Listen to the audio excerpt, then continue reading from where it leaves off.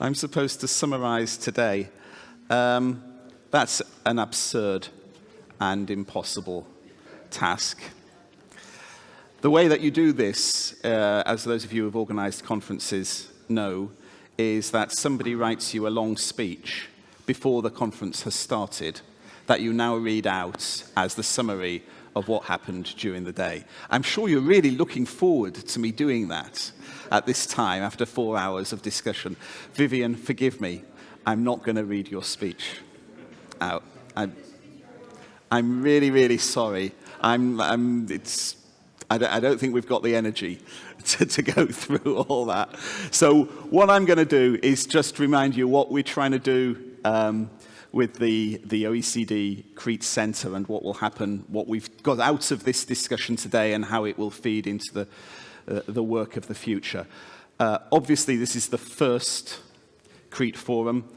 Implicit in calling anything the first anything is that there's an assumption there will be a second and a third and so on, and that is indeed the case. There will be, our intention is to make this at least an annual event, and we hope that it will grow in time and become more and more international. The second main thing that we're trying to do, I think, with the Crete Centre is that we do want it to be a place where countries, academics, NGOs, anybody interested in the issues of population dynamics can actually find out what's going on in the world. Now, that doesn't necessarily mean that the centre itself will do a massive amount of data collection, but what it will try and do is to collect the information, all the information that's already collected out there from many, many organisations into a place where people can access that more easily, and in particular, policy, good practice examples, or even just any examples of what countries are doing to address the sorts of common issues that we're facing with population change in the coming decades. But the third thing, of course, is that we will be undertaking research into particular areas in order to develop new policy ideas or look at what policies work. And I suppose that's really been what this conference has probably given us most ideas to consider.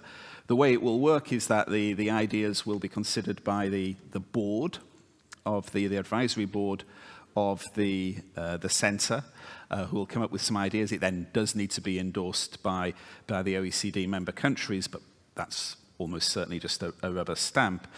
But so it's really on those ideas that have come up today, I think, that we might want to think about where we want to focus the work of the centre in the coming years. And I think a few came up, and now I must admit I wasn't present for the entire discussions, but for example, what I heard under the demographic changes, I mean, Tito really saying we want the ageing part of population ageing, it's the fertility part.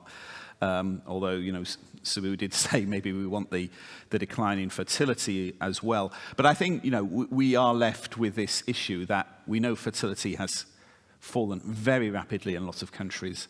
We're not really capable of saying why. It's clearly more going on than just a shift in particular age groups or whatever. There does seem to be some preference change, which is very general across a wide range of countries, and I think we'll be wanting to dig more into that. I think we also heard from that discussion on demographic changes quite an impressive collection of measures being tried by the public sector, even the private sector. We don't know if they work. So these new initiatives to try and promote changes in fertility, I think that's, again, evaluating the different policy changes might be something we'll be looking at. In the aging and productivity session, Alain went through all the loads of ways in which aging is affecting productivity, some good, some bad, and obviously the policy challenge is to find those which boost the former and limit the latter. I think one of the things that came out from me, from Minister Carameus, from Claudia from Chile, is this interest in upskilling that everybody immediately talks about, particularly of the older age groups. It clearly is desirable.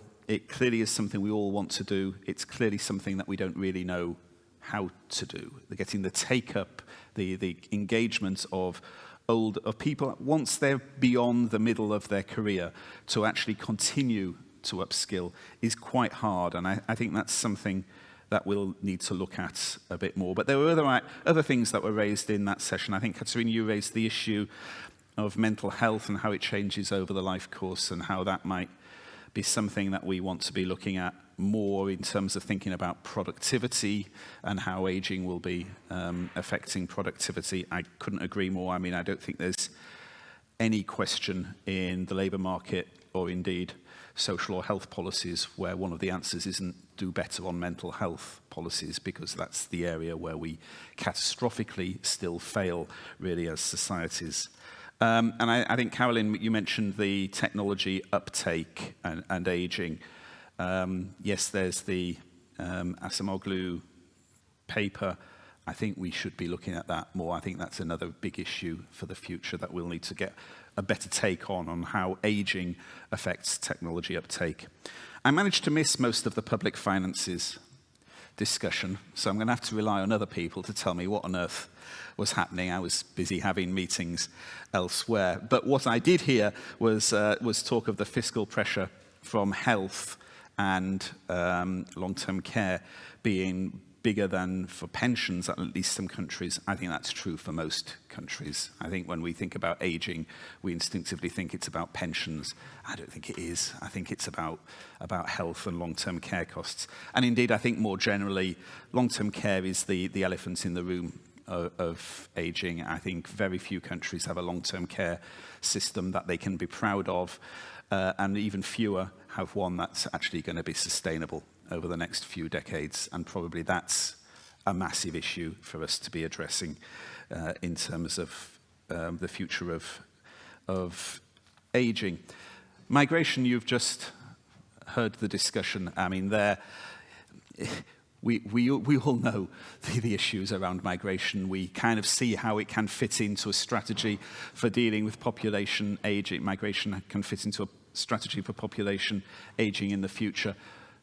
Making that fit with what's acceptable to the population is the challenge. And I think everything there comes back to this narrative, telling the narrative that I think really all our panelists were touching on in different ways, and how we can find ways in order to move the dial a bit so that the obvious negatives which do come with migration, which we have to accept, are limited, and the benefits through more rapid integration, greater use of migrant entrepreneurs are maximized.